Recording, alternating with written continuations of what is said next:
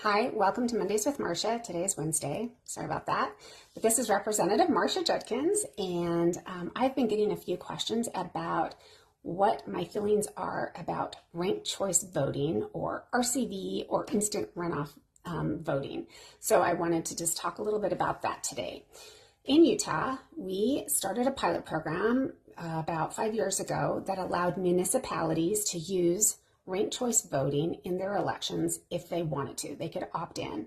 Well, a bill was presented in the legislature this last session that would have eliminated that pilot program before it was supposed to be done.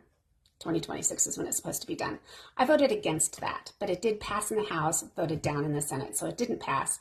But I thought I would just talk to you a little bit about it. Maybe you already have a good understanding, but some of the complaints about it are that it's too complicated.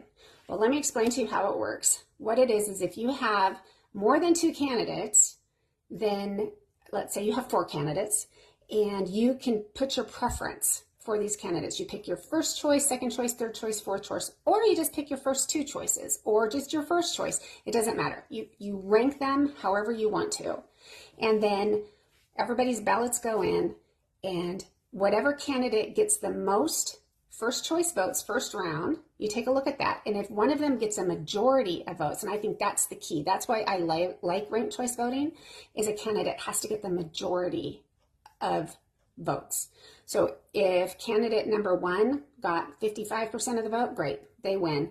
But if nobody got a majority of votes, if everyone got less than 50% of the vote, then the candidate that got the least number of first place votes, their ballots would be taken and redistributed. They would look at the second preference on those ballots, and they would be counted as first place votes for the other 3. If someone still doesn't get a majority of votes, then the lowest vote getter would be eliminated, and their ballots would be distributed amongst the other 2, and whoever got the majority would vote. And the reason I like it is because it forces a majority, and it chooses the candidate with the strongest support.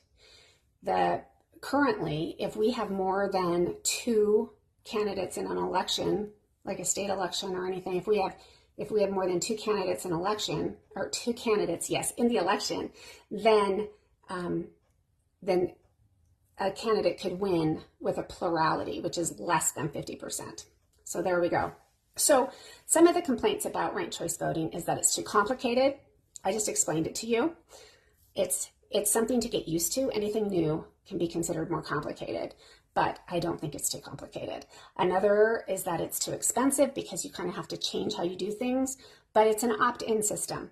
And once you we're very automated. Once you get it set up, it's very easy to count. I ran the elections in our caucus meeting, in our precinct meetings for years using ranked choice voting. And it's not that complicated, even to do it by hand. Also, one of the huge complaints is that it structurally favors Democrats or structurally favors Republicans, whatever. And that is not true. It doesn't structurally favor any party, but what it does is it puts pressure on the status quo. Because if you're used to winning because you've got this strong little base and you can get a plurality of votes from that strong little base, suddenly you've got pressure coming in because you might not be the preferred candidate for the majority of voters. So anyway, another big complaint is that there's trashed ballots, but it doesn't trash anybody's ballots any more than any election trashes ballots. If someone only, votes for one first place person and it's this person and they get eliminated, yeah, that ballot's not going to be recounted amongst these 3. You don't get another preference. But the same thing happens if you just vote for one person. If your person doesn't win, guess what? Your ballot doesn't count anymore.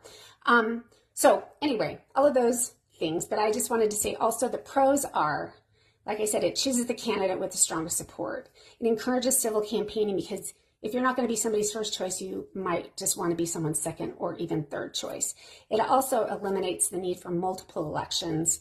Like if you had to do that in your precinct this last Tuesday, I'm sorry, we did, and it took forever, multiple voting rounds, and I kept thinking, why aren't we doing RCV here, ranked choice voting? Anyway, so if you have any comments, I'd love you to put them below. Thank you.